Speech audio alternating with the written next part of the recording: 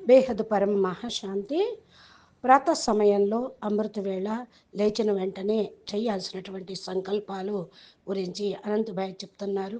నేను శరీరమును కాదు, దివ్య ఆత్మను, చైతన్యమైన ఆత్మను అని ఒకసారి సంకల్పం చేయటంతోటే మీ యొక్క అజ్ఞానము, అసత్యము ఎంతైనప్పటికీ కూడా అది సమాప్తమవుతుంది.